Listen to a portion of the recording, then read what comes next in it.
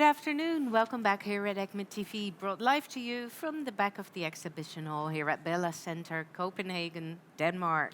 My name is Judith Cohen, your ECCMID TV host, and we are almost at the end of the ECCMID TV program, and I'm very, very honored that just in the nick of time we still get to interview my next guest.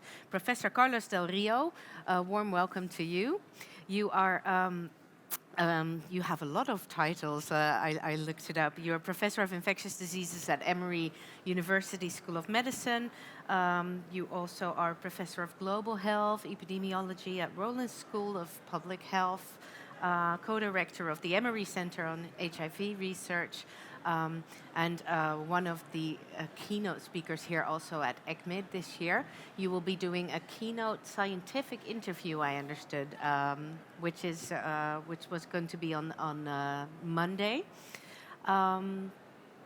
We already had ESCCMID President Annelies Sinkernagel here in the studio, and she told us a little bit about what this keynote scientific interview would be about, but it would be great to hear you speak about it a little bit more as well, because as I understood it, you'd be acting as each other's counterparts. Well, Dr. Sinkernagel is the president of the European Society for Clinical Microbiology and Infectious Disease.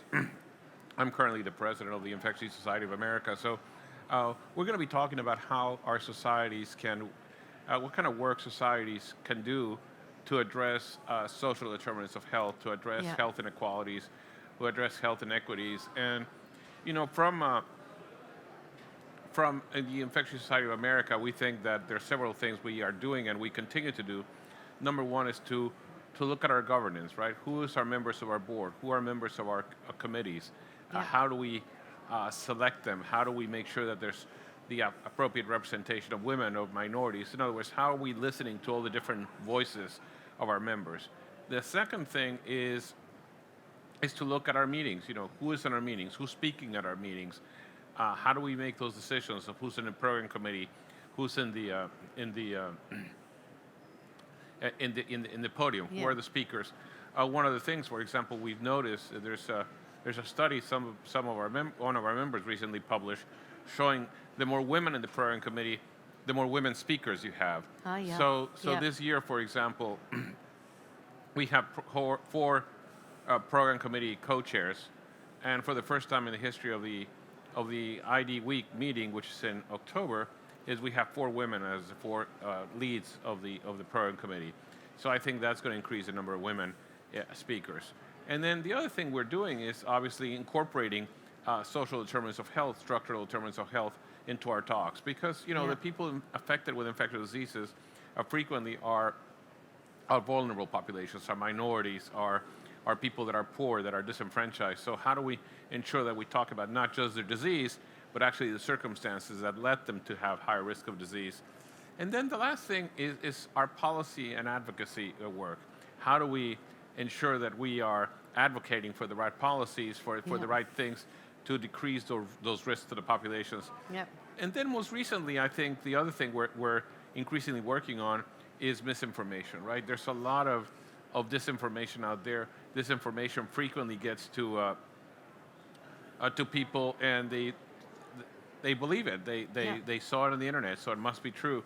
And how do we ensure that the right information is getting out there is part of the work we're doing. How to debunk the fake news.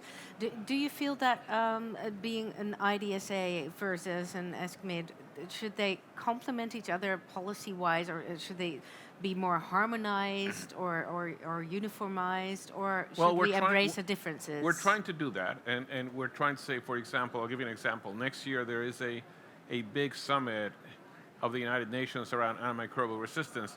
We're trying to be sure that ECCMID, IDSA, and ASM, three big societies, have the same policy statement, right? We work together and have one policy statement as opposed to three different ones. Yeah, that makes sense. I can imagine it's quite difficult, but the strengthening or combining the strengths of such large societies will bring many benefits, I guess. So this year's ECCMID, how have you enjoyed it so far? It's been very good. This is a fantastic meeting. very good presentations, very good forums, very good opportunities to interact with others, to hear what others are doing in the field.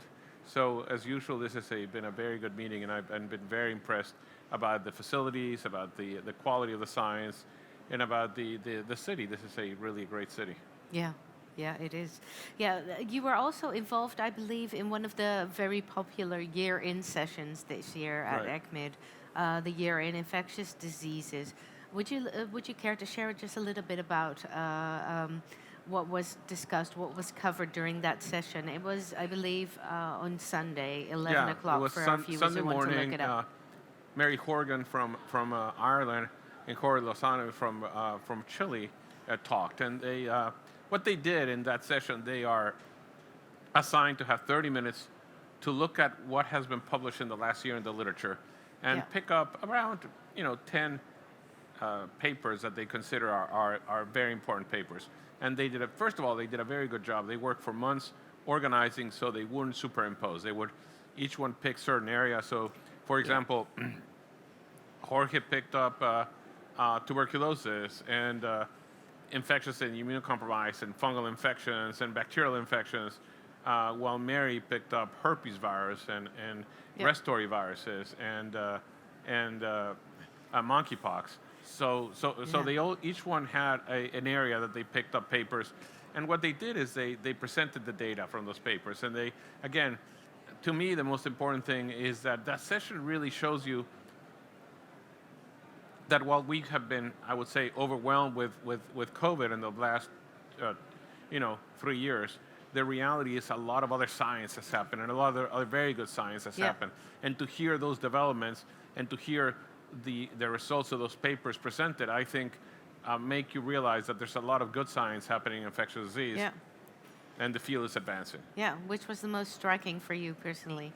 Well, I mean, there were several very striking. One of them, for example, was on single-dose amphotericin for treatment of cryptococcal meningitis, a paper that was published in New England Journal of Medicine, or to hear about novel approaches for the treatment of Clostridium difficile diarrhea when it's recurrence, or to hear about the results of the nirmatrelvir ritonavir study in people with COVID, and saying it decreases risk of hospitalizations and death, or hearing about the results of the data from the large mpox studies showing that people with HIV who haven't been diagnosed and who are not in antiretroviral therapy for whatever reason tend to have very severe mpox and could die as a result of their infection.